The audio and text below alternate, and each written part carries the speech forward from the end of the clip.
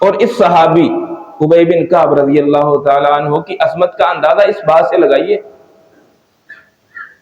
بیان کرتے ہیں کہ ایک دفعہ نبی علیہ الصلوۃ والسلام کے پاس میں بیٹھا ہوا تھا اور آپ کے اوپر وحی کا نزول ہونے لگا۔ جو میرے ساتھی میرے ساتھ بیٹھے ہوئے تھے سارے خاموش ہو گئے۔ نبی علیہ الصلوۃ والسلام پہ سکینت طاری ہونے لگی۔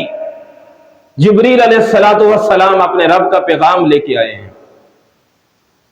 اور جب وحی کا نزول ختم ہوا تو آپ نے ابی بن کعب کو مخاطب کر کے فرمایا ہے، ابی مجھے اللہ نے حکم دیا ہے کہ میں تجھے سورت لم یکن الذین کفروا اس کی تلاوت کر کے سناؤں۔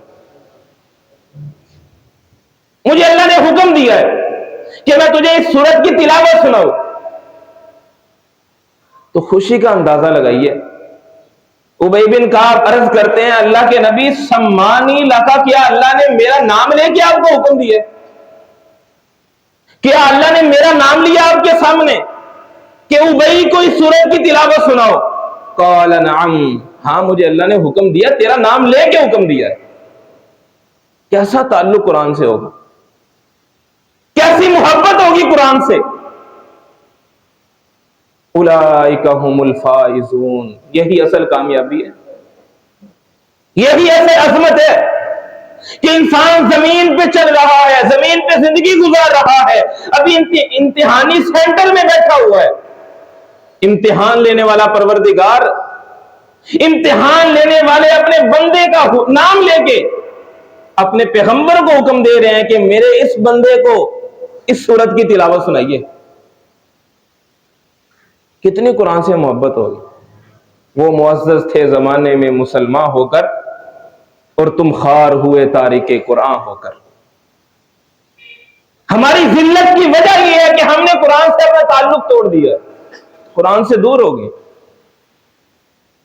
ہمارا آج صرف رسمی قرآن سے تعلق ہے، شادی کے موقع پہ قرآن سر پہ رکھتے ہیں کہ ساری زندگی شاید نہ پڑھا ہو، لیکن شادی کے موقع پہ ہم نے اس کے نیچے سے گزار کے یہ رسم پوری کرنی، یہ ہمارا تعلق ہے۔ یا فاتحہ خوانی کرنے کے لیے، یا قبرستانوں میں پڑھنے کے لیے، یا اس کے لیے خوبصورت غلاف بنا کے اس کو اندر رکھ کے بلند جگہ پہ رکھنے کے لیے، صرف یہ رسمی تعلق ہے ہمارا قرآن کے ساتھ۔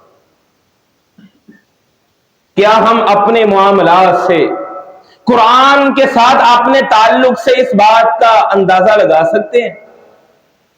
کیا ہماری قرآن سے اتنی محبت ہے کہ اگر آج اللہ کے پیغمبر دنیا میں موجود ہوتے تو قرآن کی اس سورت کے بارے میں، قرآن کے بارے میں فرشتہ ہمارا نام لے کے نازل ہوتا؟ اس کا اندازہ لگائیے۔ اور صحابی نے جب یہ عرض کیا سمانی لکا، اللہ کے نبی کیا میرا نام لیا اللہ تعالیٰ نے؟ قال نعم، قال ابو المنذر فبقى، صحابی بیان کرتے ہیں تو کہتے ہیں کہ خوشی سے میرے آنسو جاری ہو گئے کہ اللہ نے میرا نام لیا ہے۔ اور نبی علیہ الصلوۃ والسلام صحابہ کرام کو حکم دیتے تھے جس نے قرآن سیکھنا ہے ابی سے جا کے سیکھو۔ نازل کس ہستی پہ ہوا قرآن؟ قرآن کی تفہیم دینے والے کون ہیں؟ قرآن امت تک پہنچانے والے کون ہیں؟ اور امام الانبیاء جناب محمد رسول اللہ صلی اللہ علیہ وسلم صحابہ کرام کو حکم دیا کرتے تھے قرآن سیکھنا ہے، قرآن کی محبت سیکھنی ہے، قرآن کی تفہیم سیکھنی ہے تو ابی سے جا کے سیکھو۔ اس قدر قرآن کے ساتھ تعلق۔ یہ آیت الکرسی، اس کی عظمت اس قدر زیادہ ہے کہ آپ نے اس کی اہمیت کو واضح کرنے کے لیے سوال پوچھا۔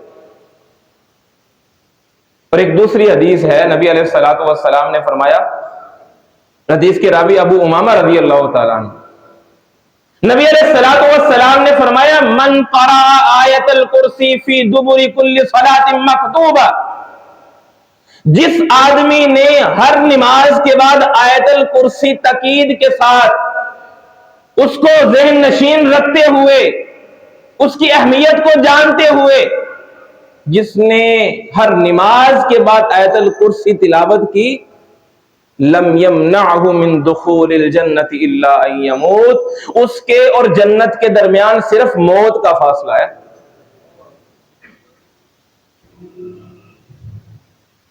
یہ آیت الکرسی کی عظمت ہے۔ ہر انسان جنت جانا چاہتا ہے، اور ہم اللہ سے دعا کرتے ہیں اللہ ہمیں بغیر حساب کتاب جنت الفردوس کا داخلہ عطا فرمائے۔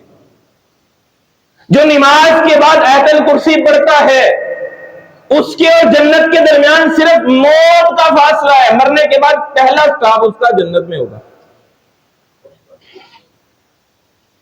اللہ ہمیں بھی ایسے عظیم لوگوں میں شامل فرمائے۔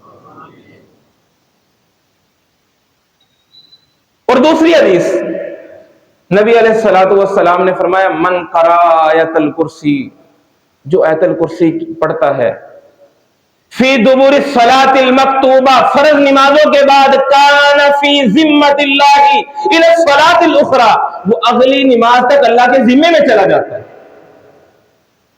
اللہ کی حفاظت میں چلا جاتا ہے، وہ اللہ کے سپرد ہو جاتا ہے۔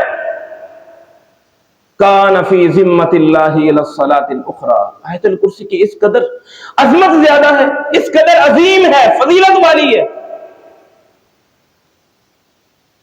اللہ کی حفاظت میں چلا گیا انسان اگلی نماز تک۔ ہر نماز کے بعد اس کو پڑھیے، ہر نماز کے بعد انسان اللہ کی حفاظت میں چلا جائے گا۔ اور آپ نے فرمایا جو اس کو صبح کے وقت پڑھے گا۔ اور ایک یہ واقعہ بھی ہے، سیدنا ابی بن کعب رضی اللہ تعالیٰ عنہ کے ساتھ یہ واقعہ پیش آیا، اور ایک دوسرے صحابی ابو ہریرہ رضی اللہ تعالیٰ عنہ کے ساتھ بھی یہ واقعہ پیش آیا۔ شیطان آیا تھا چوری کرنے، پکڑ لیا، دبوچ لیا اس کو۔